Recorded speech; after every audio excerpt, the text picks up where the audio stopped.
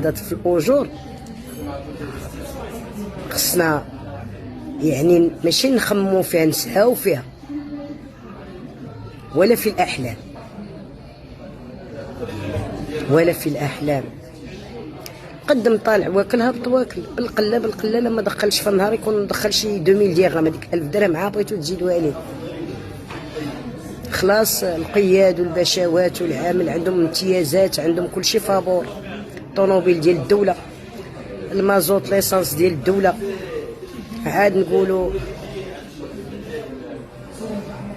يعني ما نهضروش على الخضره واللحم وعلى بعين الاعتبار الدار فابور ديال الدوله. هادو اللي قراو، هما اللي قراو، هما اللي عندهم مهام، هما اللي خدامين. بورتون اكثريتهم ما تيخدموش وما تيشوفوش حتى في المواطن.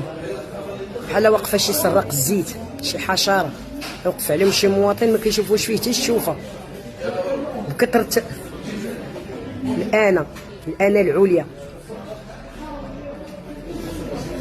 ولكن ما كتزيدوا الاجور لهاد الناس خصكم تعمموا، ما خصكم ديروا التفريقه والفرزيات. كنا ولاد هذا الوطن، كنا ولاد هذا الوطن، كلنا ولاد هذا الوطن. ذاك الله يا وطني، ذاك الله يا وطني. القلب تيتكمش ملي كيسمع بحال هاد الاخبار هادي. حنا زعما كنحاربوا الفساد والمفسدين، وكنحاربوا بحال هاد الناس اللي يعني كيشجعوا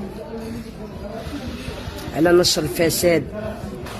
على ما خصكش تكون وطني غيور على بلدك، ما خصكش. خصنا نتعلموا من النصب، نتعلموا الاحتيال، نتعلموا يعني الكذوب، نتعلموا النفاق، نتعلموا ما نخدموش البلاد ديالنا بواحد لا كومبيتونس، بواحد المواظبه، بواحد